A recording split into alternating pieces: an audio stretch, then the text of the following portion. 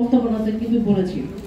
আর আপনি যেটা বললেন যে এর আগে আমাদের যে দাবিগুলো ছিল, সেই দাবিটা ছিল যে ইউরোপের সমস্ত দেশগুলোর অ্যাম্বাসি যেন বাংলাদেশে আসে। এর এর হিসেবে আমি বলছি আপনাকে, এটা আমাদের দাবি হিসেবে ক্রোয়েশিয়া কিন্তু অলরেডি বাংলাদেশ থেকে কিন্তু ফাইল নিতে শুরু করেছে সর্বপ্রকার, স্টুডেন্ট বলেন বা ওয়ার্ক বলেন বা আপনি আদার্স যেটা বলেন, সবই কিন্তু ওরা নিচ্ছে বাংলাদেশ থেকে। এবং বুলগেরিয়াও মোটামুটি আমাদেরকে আশ্বস্ত করেছে যে তারা যত দ্রুত সম্ভব তারা কিন্তু বাংলাদেশ থেকে সর্বপ্রকারের যত ভিসার অ্যাপ্লিকেশন আছে তারা বাংলাদেশ থেকে নেবে।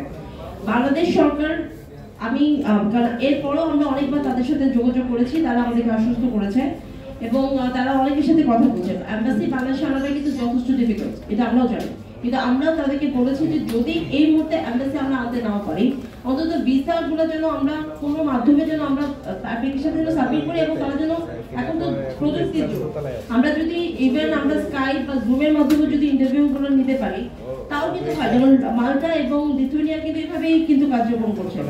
তো এটা একটা বিষয়। আর দ্বিতীয় দিনের বিষয়টা আপনি বললেন যে আমাদের আজকের যে দাবিটা, এই দাবিটা কিন্তু তার চেয়ে বেশি সঙ্গীন, অনেক বেশি ভয়ঙ্কর।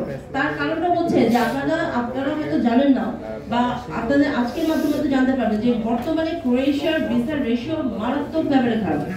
অ্যাম্বাসিগুলো থেকে বলা হচ্ছে, বিশেষ করে দিল্লির অ্যাম্বাসি থেকে বলা হচ্ছে যে তোমরা ভিসার এই ফাইলগুলো এটা উইথড্র করো, না হলে ভিসা রিফিউজ হবে। পারমিটগুলো বন্ধ করে দিচ্ছে, কারণ বাংলাদেশের সরকারকে নেদারল্যান্ড অ্যাম্বাসি যে দূতাবাসটা আছে তার মাধ্যমে ক্রোয়েশিয়ান অ্যাম্বাসি যে আছে সরকার আছে, তারা জানিয়ে দিয়েছে যে বাংলাদেশকে যে কোনো সময় কিন্তু অফিশিয়ালি ব্যান করা হবে। এই যে সময়টা আমরা এখন পার করছি, হাজার হাজার মানুষ এই ক্রোয়েশিয়াতে গিয়ে তাদের স্বপ্ন পূরণ করেছে বিগত 4 বছর। এখন অনেক মানুষ কিন্তু এই আশায় বসে আছে। এখন সরকার যদি এভাবে বসে থাকে, একটা ইম্পর্টেন্ট মার্কেট আমরা হারাতে যাচ্ছি, যেটা খুবই ভয়ঙ্কর। আর আপনি টিকেটের কথা যেটা বললেন, আমি মনে করি সরকার চাইলে সবকিছু করতে পারে। যেহেতু বিদেশি সংস্থাগুলোর একটা বাংলাদেশ সরকারের সাথে কোলাবোরেশন করে কিন্তু কাজ করে, তাদেরকে যদি আমরা বাধ্য করি যে অতিরিক্ত মূল্য যাতে তারা নির্ধারণ না করে, তাহলে কিন্তু এটা আমাদের জন্য আমি মনে করি যে কার্যকর হতে পারে। এরপরে কোনো কোশ্চেন থাকলে করতে পারবো। আমাদের সরকারের কূটনৈতিক সবচেয়ে বড় কথা, আমরা বুঝতে পারছি যে এই সরকারটা আপনারও একটা অন্তর্বর্তীকালীন সরকার, এটা আমাদেরকে মানতে হবে। আমাদের সচিবদেরকে অনেক বেশি অগ্রণী ভূমিকা পালন করতে হবে। ওনাদেরকে যে, আপনারা জানেন না যে অলমোস্ট 3 সপ্তাহ আগে আপনার ওই দেশ থেকে, ক্রোয়েশিয়া থেকে বা বিভিন্ন দেশগুলো থেকে কিন্তু আমাদের ডিপ্লোম্যাটিকরাই কিন্তু আমাদের এমবাসি বা আমাদের ওখান থেকে কিন্তু আমাদের এই আমাদের সচিবালয়ে কিন্তু এই রিপোর্টটা দিয়ে দিয়েছে।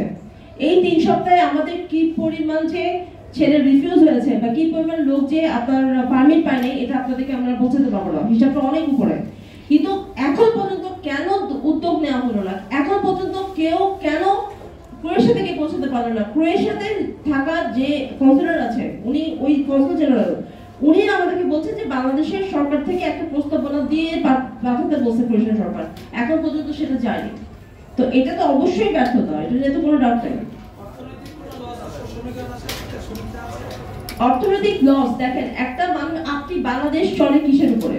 রেমিটেন্সের উপরে। আপনারা আমাকে বলেন রেমিটেন্সের উপরে।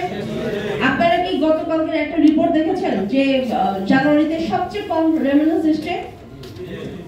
এটা কারণটা কি?